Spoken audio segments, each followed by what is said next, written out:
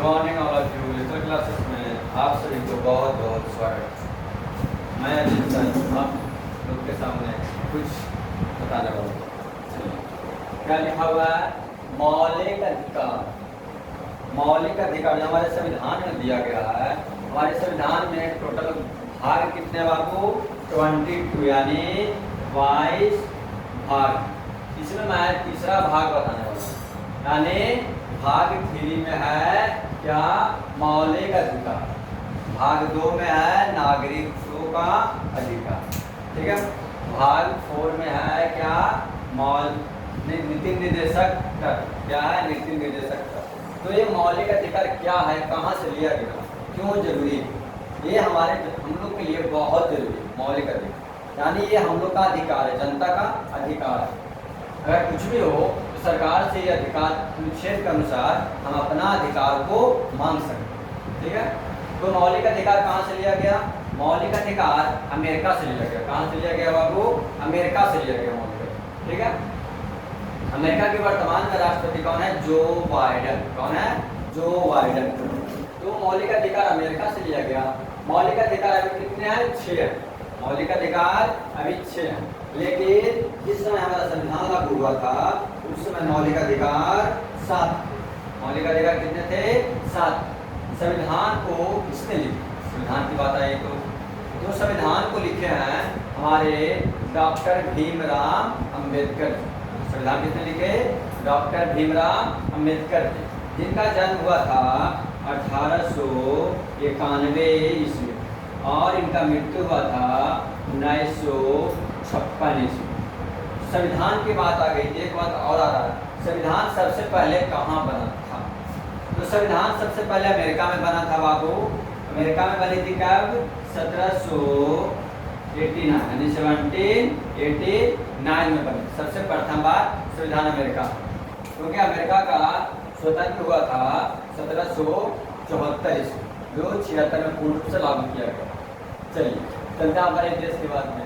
तो समता का अधिकार अनुच्छेद कितने हैं? 6 हैं। 7 थे लेकिन एक को हटा दिया गया है। 44 यानी जो संविधान का संशोधन होता है वो 44वां संविधान संशोधन 1978 में 7वां संविधान मौलिक अधिकार उसको हटा दिया। क्यों हटा दिया गया इसके बारे में चर्चा करते हैं। चलिए पहले इसको देख लेते हैं। पहला क्या है? समता का अधिकार। समता का अधिकार अनुच्छेद कितना है बाबू? 14 से 18 तक। हमारे जब संविधान लागू हुआ था तो उस समय अनुच्छेद थे करीब 395, 395 यानी 395 अनुच्छेद। सेकेंड में क्या है? स्वतंत्रता का अधिकार। क्या है? स्वतंत्रता यानी हमको स्वतंत्र चाहिए। इस देश में जीना है, यानी आज़ादी हो चुका है तो स्वतंत्र चाहिए। हर एक काम करने के लिए हमें इंडिया में स्वतंत्र, आप कुछ भी कर सकते हैं कहीं, लेकिन नियमित रूप से होना चाहिए। चलिए स्वतंत्रता का अधिकार अनुच्छेद है 19 से लेकर 22 तक, यानी इसमें 19 आएगा, 20 आएगा, 21 आएगा और 22 आएगा। चलिए शोषण के विरोध अधिकार। क्या है? शोषण के विरोध यानी किसी पर जबरदस्ती शोषण नहीं करना। इस देश में किसी पर जबरदस्ती शोषण नहीं करना।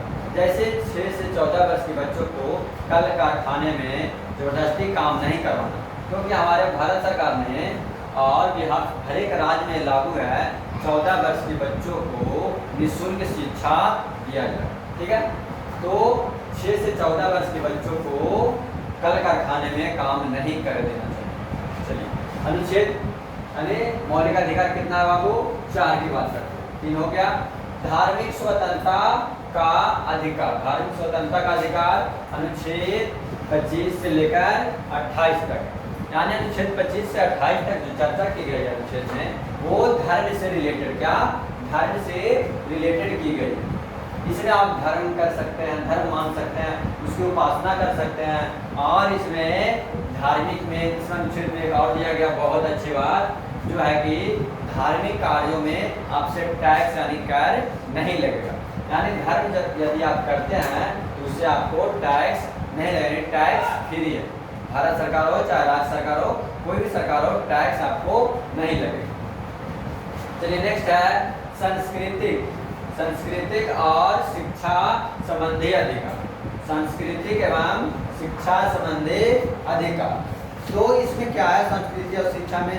इसमें हमारे देश में कुछ अल्पसंख्यक लोग रहते हैं। क्या रहते हैं? अल्पसंख्यक लोग रहते हैं। तो अल्पसंख्यक लोग के बारे में कुछ इसमें अधिकार है। इस अनुच्छेद 29 और 30 इसमें दो ही अनुच्छेद है। तो 29 में है उसको इस देश में रहने का अधिकार, यानी वो इस देश में अपने अधिकार के अनुसार सरकार से लड़कर निवास कर सकता है। अनुच्छेद 30 में उसकी संस्कृति और क्या है? शिक्षा। संस्कृति मतलब उसके सांस्कृतिक देश से सांस्कृतिक रूप से निवास करना। शिक्षा मतलब उसकी जो शिक्षा मिलती है, पढ़ाई लिखाई जो हो, उसके शिक्षा का अधिकार, यानी संस्कृति और शिक्षा दोनों इसमें दिया हुआ है। ठीक है। फिर है संवैधानिक उपचारों का अधिकार। अनुच्छेद 32 है संवैधानिक उपचारों का अधिकार। इससे क्या होता है कि हम उच्चतम न्यायालय में अपना जो कुछ भी मुकदमा हो उससे हम डायरेक्ट, अगर राज्य सरकार या राज्य में जो पुलिस थाना है वो मेरी बात को नहीं सुन रहे हैं तो आप डायरेक्ट उच्चतम न्यायालय में अपील कर सकते हैं अनुच्छेद 32 के अनुसार। अब बात आती है कि 7वां मौलिक अधिकार क्या था, आखिर क्या था, क्यों हटा दिया गया? तो यह था संपत्ति का अधिकार। क्या था? संपत्ति का अधिकार। जो हमारा संपत्ति होता है, जैसे मेरा मकान है, मेरी जगह है, उसका अधिकार, ये था जनता के पास। तो क्या होता था कि जैसे रोड बन रहा है, कहीं कुछ भी बन रहा है सरकारी चीज, तो भारत सरकार या राज्य सरकार अगर मांगते थे जनता से तो जनता उसको नहीं देते, क्योंकि जनता का अधिकार है, जनता जो चाहे वो करेंगे, आपको कोई मतलब नहीं है। तो इसमें संविधान को संशोधित किया गया। ये बहुत इससे दिक्कत हो रहा था, कहीं रोड बनाना है तो लोग नहीं दे रहे हैं जगह, कहीं कुछ बनाना सरकारी चीज तो जगह नहीं दे रहे हैं, रुपया पैसा से भी नहीं देना चाहते। तो हमारे देश में संविधान संशोधन करना है। अनुच्छेद कितना से बाबू? 368। अनुच्छेद 368 है संवैधानिक संशोधन, यानी इससे संविधान को संशोधित करके नया नियम कानून लागू कर सकते। तो 44वां संविधान संशोधन 1978 में जोड़ा गया कि संपत्ति के अधिकार को मौलिक अधिकार से हटा दिया। क्या किया जाए? मौलिक अधिकार से हटा दिया।